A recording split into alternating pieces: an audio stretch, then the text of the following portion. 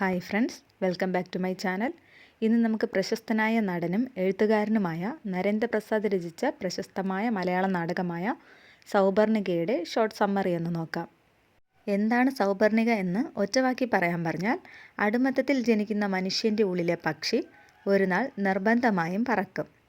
ഇതിൻ്റെ അർത്ഥം എന്താണെന്ന് നമുക്ക് നാടകം കേൾക്കുമ്പോൾ മനസ്സിലാവും.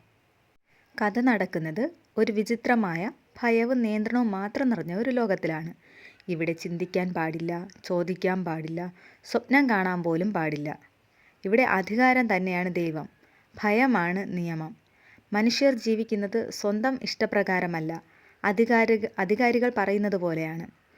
ഈ കൂട്ടത്തിനിടയിൽ ഒരാൾ മാത്രം വേറിട്ട് നിൽക്കുന്നു. അവൻ ചിന്തിക്കുന്നു, സംശയം ചോദിക്കുന്നു, അടിമയായി ജീവിക്കാൻ അവൻ തയ്യാറല്ല. എല്ലാവരും പേടിച്ച് മൗനം പാലിക്കുമ്പോൾ അവൻ മാത്രം ചോദിക്കുന്നു, എന്തിനാണ് നമ്മൾ ഇങ്ങനെ ജീവിക്കുന്നത്? ഈ നാടകത്തിൽ പ്രധാന സിമ്പൽ എന്ന് പറയുന്നത് സൗപർണികയാണ്. ഈ സൗപർണിക എന്ന് പറയുന്നത് ഒരു പക്ഷിയല്ല, മനുഷ്യൻ്റെ ഉള്ളിലെ സ്വാതന്ത്ര്യത്തിൻ്റെ സ്വപ്നമാണ്. ബന്ധനങ്ങൾ തകർക്കാനുള്ള ആഗ്രഹമാണ്, പറന്നുയരാനുള്ള ധൈര്യമാണ്. അവൻ വിശ്വസിക്കുന്നു, എനിക്കൊരു നാൾ ഈ കൂട്ടിൽ നിന്ന് പറക്കാനാകും. ഈ ലോകത്ത് ചിലർ അധികാരികളാണ്. അവർ ചോദ്യം ചെയ്യുന്നവരെ ശിക്ഷിക്കും, ചിന്തിക്കുന്നവരെ തകർക്കും, സ്വപ്നം കാണുന്നവരെ ഇല്ലാതാക്കും. അവർക്ക് മനുഷ്യനൊരു യന്ത്രം മാത്രമാണ്, ചിന്തിക്കാനും പ്രവർത്തിക്കാനും ജീവിതത്തെക്കുറിച്ച് ചോദ്യം ചെയ്യാനും ഒന്നും പാടില്ലാത്ത വെറും യന്ത്രങ്ങൾ. ഇവിടെ നായകൻ്റെ ഓരോ ദിവസവും അവൻ്റെ ഉള്ളിൽ കത്തിക്കൊണ്ടിരിക്കുകയാണ്. അവൻ്റെ ഉള്ളിലാണേൽ സ്വാതന്ത്ര്യത്തിൻ്റെ ആഗ്രഹമുണ്ട്, അടിമത്തത്തോടുള്ള വെറുപ്പുണ്ട്, സത്യം വിളിച്ചു പറയാൻ ധൈര്യമുണ്ട്. പക്ഷേ പുറമേ ഭയം, ശിക്ഷയെ പേടി, നിരന്തരമായ അപമാനം. അവനെ എല്ലാവരും പലതവണ മർദ്ദിക്കുന്നു, ഒറ്റപ്പെടുത്തുന്നു. പക്ഷേ അവൻ തോൽക്കാൻ തയ്യാറായില്ല. ഈ നാടകം പറയുന്ന ഏറ്റവും വലിയ സത്യം ഇതാണ്: മനുഷ്യനെ ആദ്യം അടിമയാക്കുന്നത് ശരീരമല്ല, അവൻ്റെ മനസ്സാണ്. അവിടെയുള്ള പലരും ശരീരം ജീവിച്ചിരിക്കുന്നു, പക്ഷേ എല്ലാവരുടെയും മനസ്സ് മരിച്ചിരിക്കുകയാണ്. സൗപർണികയെക്കുറിച്ച് കേൾക്കാൻ പോലും ഭയപ്പെടുന്നു. അവർ പറയുന്നത്, നമുക്കിങ്ങനെ തന്നെ അങ്ങ് ജീവിക്കാം, ചോദ്യം ചെയ്താൽ നമുക്കത് അപകടമാണ്.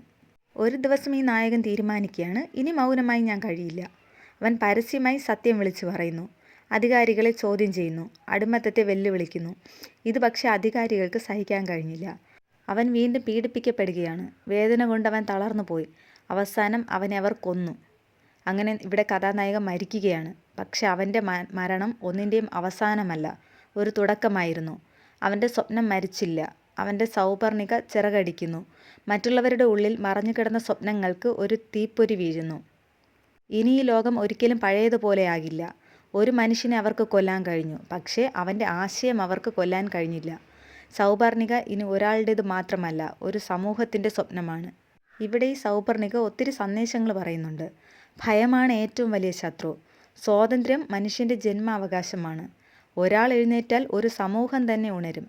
ചില മരണങ്ങൾ തുടക്കം മാത്രമാണ്. നിങ്ങൾക്ക് ഈ വീഡിയോ ഇഷ്ടപ്പെട്ടെങ്കിൽ, പ്രയോജനപ്പെടുമെന്ന് തോന്നുന്നുണ്ടെങ്കിൽ ലൈക്ക് ചെയ്യുക, ഷെയർ ചെയ്യുക, സബ്സ്ക്രൈബ് ചെയ്യുക.